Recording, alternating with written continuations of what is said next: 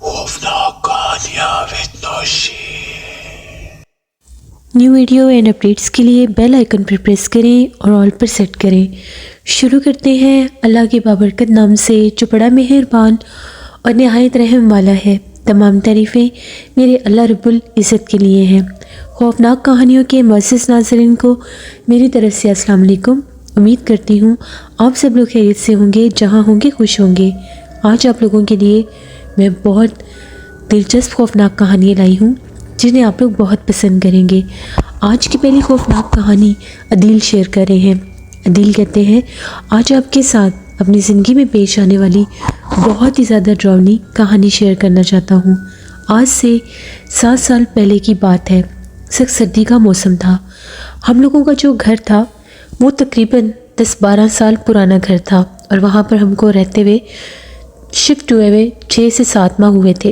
تو سردیوں کا موسم جب سٹارٹ ہوا، ایک دفعہ کی بات ہے، ایک رات کی بات ہے، اس رات بھی بہت سخت سردی تھی۔ ہم لوگوں کو جو انٹرس ڈور تھا اس کے آگے وہ نیٹ ڈور لگا ہوا تھا، تو ابھی مین ڈور ہم نے بند نہیں کیا تھا، نیٹ ڈور بند کیا ہوا تھا اور اس کے آگے کرٹن گرائے ہوئے تھے۔ میرا کمرہ بالکل سامنے تھا۔ میرے کمرے سے سامنے گیلری اور انٹرس ڈور نظر آتا تھا۔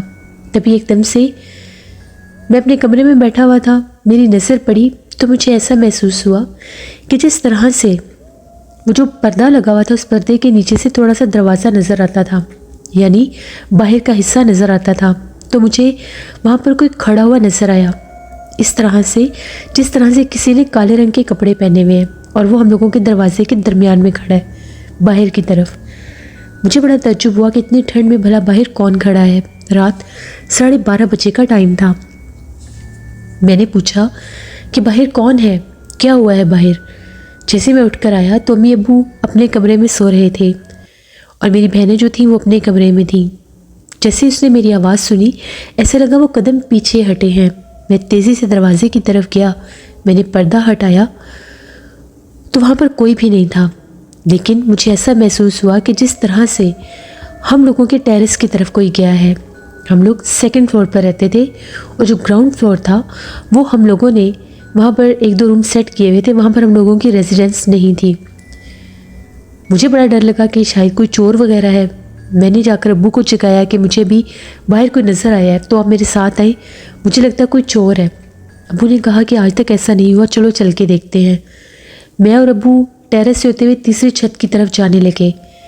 ابھی ہم لوگ اوپر جا کر ابھی درمیان کی سیڑھی میں ہی تھے تو ایک دم سے اس طرح سے محسوس ہوا کہ جس طرح سے میرے ابو کو کسی نے دھکا دیا ہے، وہ پیچھے گرنے لگے۔ ان کے پیچھے میں تھا، میں نے ان کو پکڑ لیا۔ میں نے کہا ابو جی دھیان سے، کیا ہوا ہے آپ کو؟ کہتے مجھے ایسا لگا مجھے سامنے سے کسی نے دھکا دیا، میرے سینے پر کسی نے بہت زور سے دھکیلا ہے۔ اسی ٹائم چھت کے اوپر سے اس طرح سے آواز آئی جس طرح سے کوئی بہت غصے سے غراتا ہے، جیسے کوئی جانور ہے۔ میں نے ابو سے کہا کہ ابو جی اوپر نہ جائیں، رہنے دیں، نیچے آ جائیں، پتہ نہیں کیا ہے اور کیا نہیں۔ ہم لوگ بھاگتے ہوئے نیچے آ گئے۔ ابو نے میری بات سن لی۔ جیسے ہم لوگ سیڑھیوں سے نیچے اترے، وہ لوہے کی سیڑھیاں تھیں، بہت زور سے کسی نے سیڑھیوں کو ہلانا شروع کر دیا۔ ہم لوگ بہت ڈر گئے۔ ہم لوگ بھاگتے ہوئے اندر آئے، گھر والے بھی جاگ گئے۔ امی کو بھی یہ بات بتائی۔ امی نے یہ کہا کہ جب سے ہم لوگ اس گھر میں آئے ہیں مجھے کسی غیر مرئی مخلوق کا احساس یہاں پر ہوتا ہے، جیسے یہاں پر جنات ہیں۔ اکثر مجھے ایسا محسوس ہوتا ہے کہ مغرب کے بعد باہر جو ہم لوگوں کی ٹیرس والی جگہ ہے وہاں پر کافی زیادہ ہم لوگوں نے پودے بھی رکھے ہوئے تھے، ان میں چمیلی کے پودے بھی تھے، گلاب کے پھول بھی تھے۔ امی کہتی ہے کہ مجھے اکثر محسوس ہوتا ہے کہ وہاں پر مغرب کے بعد کالے رنگ کا لباس پہنے جیسے کوئی باقاعدہ ایک وجود کھڑا ہوا نظر آتا ہے۔ جب میں غور کرتی ہوں تو وہ غائب ہو جاتا ہے۔ مجھے لگتا ہے کہ یہاں پر کوئی جنات کا بسیرا ہے۔ ہم لوگ بہت ڈر گئے۔ امی نے کہا کہ بہت اچھا کیا جو تم لوگ اوپر نہیں گئے۔ تبھی سخت سردی کی رات میں ہم لوگوں کی چھت کے اوپر سے ایسی آوازیں آ رہی تھی جیسے کوئی بہت بھاری قدم اوپر گھسیٹ رہا ہے اپنے، اور ایسے لگ رہا تھا جیسے کوئی چھت کے اوپر کبھی اس طرف جاتا ہے کبھی اس طرف جاتا ہے۔ میری بہنیں بھی جاگ گئیں، وہ بھی ڈر گئیں۔ میں اپنے کمرے میں اکیلا تھا، میں نے کمرے کا دروازہ بند کیا ہوا تھا، مجھے بہت زیادہ ڈر لگ رہا تھا۔ خیر اسی طرح سے رات ہو گئی، میں سو گیا، آنکھ لگ گئی میری۔ صبح جب ہم لوگ جا کے چھت پر جا کر دیکھا تو پورے چھت کے اوپر بہت لمبی جیسے فرش کے اوپر لائنیں لگی ہوتی ہیں اس طرح سے تھیں۔ اسی طرح سے کچھ دن گزر گئے، اس کے بعد وہ پرچھائی، وہ وجود، کالا سایہ ہمیں نظر نہیں آیا۔ کرتے کرتے 10-15 دن گزر گئے۔ 10-15 دن کے بعد دسمبر اینڈ تھا، 27 دسمبر تھا، میرے ماموں کی بیٹی تھی، ان کا نکاح تھا، تو سب گھر والے ہم ان کے نکاح میں چلے گئے۔ وہ بھی ہم لوگوں کے گھر کے پاس ہی رہتے تھے، 2 گلیاں چھوڑ کر ان کا گھر تھا۔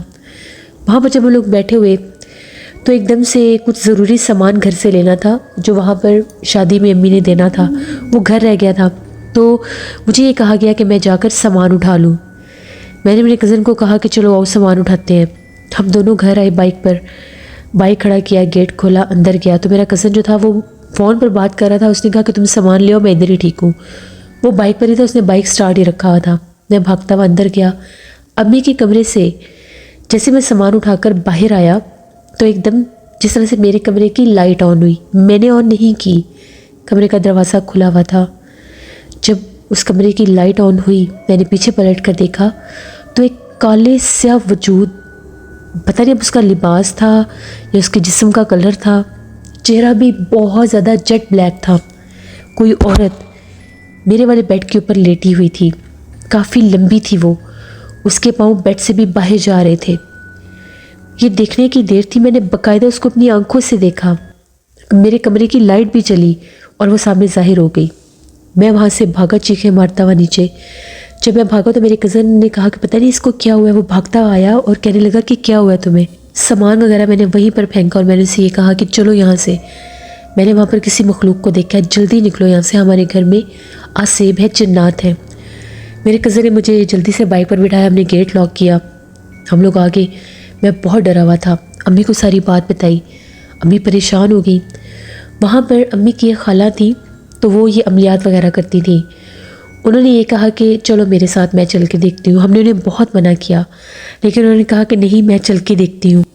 نکاح کا فنکشن جب ہو گیا، رات تقریباً 1:30 بجے کا ٹائم تھا، وہ امی کی خالہ ساتھ آ گئی، انہوں نے کہا کہ میں دیکھ لیتی ہوں یہاں پر کیا ہے اور کیا نہیں۔ جیسے وہ ہمارے گھر میں داخل ہوئی، اوپر والے پورشن میں آئی، ان کا یہ کہنا تھا کہ یہاں پر جنات کا بسیرا ہے، اوپر والے حصے میں ایک دیو بھی رہتا ہے اور اس کے ساتھ یہ ایک چڑیل آفت ہے جو اس کے ساتھ اس گھر میں موجود ہے۔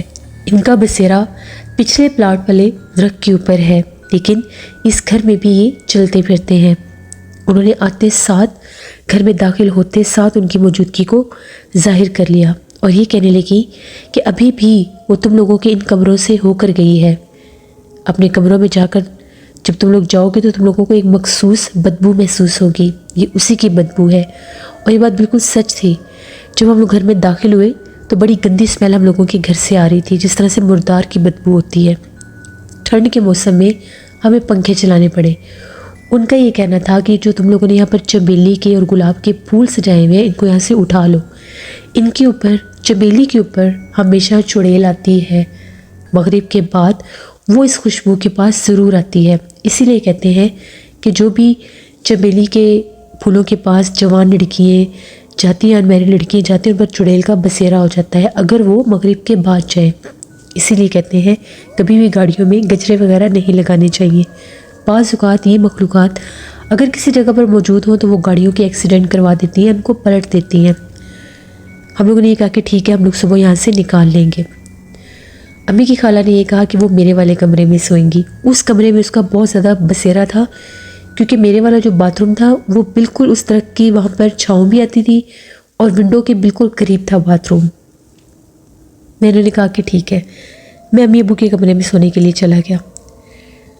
تقریباً کوئی 2:30 بجے کا ٹائم ہوگا، باہر سے امی کی خالہ کی اونچی اونچی آوازیں آنے لگ گئی۔ وہ باقاعدہ مخاطب ہو کر کہہ رہی تھی کہ نیچے والے حصے میں مت آیا کرو، یہاں سے چلی جاؤ، دفع ہو جاؤ، ورنہ میں یہاں پر ایسا کچھ لکھ کر جاؤں گی کہ تم جل کر راکھ ہو جاؤ گی۔ اگر تم چاہتی ہو کہ تمہیں کوئی نقصان نہ پہنچے تو اب دوبارہ اس نیچے والے حصے میں مت آنا، باہر رہا کرو، تمہاری حدود باہر ہے۔ ہم لوگ جا کے ان کی آواز سن کے جب ہم آئے تو وہ انٹرس میں کھڑی ہو کر، بعد جو گیلری تھی وہاں پر کھڑی ہو کر اس سے مخاطب ہو رہی تھیں، باہر کوئی بھی نہیں تھا اور وہ اس بار دیکھ کر یہ باتیں کہہ رہی تھیں. تو ہم نے ان سے پوچھا تو ان کا یہ کہنا تھا ساری رات کی یہ دروازے کے باہر کھڑی ہے، کیونکہ میں نے آتے ساتھ یہاں پر حصار کر لیا تھا. اگر میں حصار نہ کرتی تو اس نے آج تم لوگوں پر حملہ کرنا تھا، کیونکہ اس کے 7 دن پورے ہو گئے نیچے والے پورشن میں آتے ہوئے. ابھی اس نے تم لوگوں پر حملہ کرنا تھا. اسی ٹائم آواز آئی جس طرح چھت کے اوپر کوئی بھاری قدموں سے چل رہا ہے. پھر امی کی جو خالہ تھی وہ 3 دن ہمارے گھر رہی اور انہوں نے ہماری دیواروں کے اوپر کچھ تعویذات لکھ کر لگا دیے. انٹرس کی جو گیلری تھی وہاں پر بھی، انٹرس ڈور پر بھی. وہ تو چلی گئیں. اس کے بعد بھی ان مخلوقات کا بسیرا ہم لوگوں کی گھر کے 3رے فلور پر تھا. وہاں سے نہ جانے دیوار سے عجیب و غریب ایک بلی نکل کر آ جاتی تھی. ہم لوگ چھت پر بیٹھے ہوتے تھے، کہیں کوئی بلی کی آواز نہیں ہوتی تھی، کہیں کوئی بلی نہیں ہوتی تھی. ذرا سا ایک دفعہ ذکر بھی اگر غلطی سے بلی کا کرتے تھے تو دیوار سے ایک دم سے کالے رنگ کی بلی نکل کر آ جاتی تھی. ہم نے خود اس کو دیوار سے نکلتے دیکھا. اس حد تک ہم لوگ ڈرے کہ ہم لوگ 3رے چھت پر جانا بند ہو گئے. اسی طرح سے 1-2 ماہ گزر گئے. اوپر سے آوازیں مسلسل آتی تھیں. ہمیں پتہ تھا کہ وہاں پر جنات ہیں، لیکن یہ تسلی تھی اب وہ نیچے نہیں آ سکتے. موسم تبدیل ہونے لگ گیا. مارچ تھا تو پنکھے چلنے شروع ہو گئے. ہم لوگوں نے وہ کرٹن ہٹا دیا جو انٹرس ڈور کے دروازے کے آگے لگاتے تھے سردی کے لیے، کیونکہ وہاں سے بہت ٹھنڈ آتی تھی. آگے اوپن ٹیرس تھا. ایک رات کی بات ہے، 1:45 بجے کا ٹائم تھا. تو میں اپنے دوست کے ساتھ موبائل پر جیسے بات کر رہا تھا تو ایک دم سے میری نظر پڑی باہر، جیسے مجھے باقاعدہ کسی نے مخاطب کیا کہ میں اس طرف دیکھوں. تو میں نے اسی مخلوق کو باہر ہم لوگوں کے ٹیرس میں کھڑے دیکھا. وہ اندر نہیں آ سکتی تھی. وہی چہرہ، وہی وجود، وہی مخلوق جو میں نے اپنے بیڈ پر لیٹی دیکھی تھی. میں اتنا خوفزدہ ہوا کہ میں نے اپنے کمرے کا دروازہ بند کر دیا. پھر ہم لوگوں نے وہ گھر جو تھا وہ گھر ہم لوگوں نے چھوڑ دیا، کیونکہ وہ نیچے والے پورشن میں بار بار آتی تھی. بے شک وہ انٹرس ڈور کو کراس نہیں کر سکتی تھی، لیکن رات بھر وہ ہم لوگوں کے ٹیرس میں مخلوق کھڑی رہتی تھی. وہ بہت زیادہ ڈراؤنی تھی، اتنی خوفناک تھی کہ اگر اس کا اسکیچ بنایا جائے تو وہ اس کا وہ اسکیچ دیکھ کر بھی انسان کو خوف آ جائے. بے تحاشا بھیانک چہرہ تھا، اور اس طرح سے وہ بلیک تھی جیسے بالکل سامنے کوئی کالے رنگ کی سیاہ چیز کھڑی جس کے اوپر پینٹ کیا ہوا ہے. اتنی بلیک تھی وہ.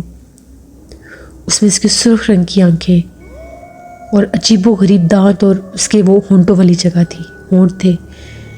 جب ہم لوگوں نے وہ گھر چھوڑا، اس گھر کی دیواریں اس طرح سے ہو گئی تھیں جیسے بہت زیادہ بلیک سی ہو گئی ہیں. وائٹ واش تھا، وائٹ کلر کا ہی پینٹ تھا، لیکن اس کا کلر بہت خراب ہو چکا تھا. وہ گھر ایسے لگ رہا تھا جیسے 12 سال نہیں 100 سال پرانا گھر ہے. اللہ کا شکر ہے بخیر و عافیت ہم لوگ وہاں سے نکل گئے.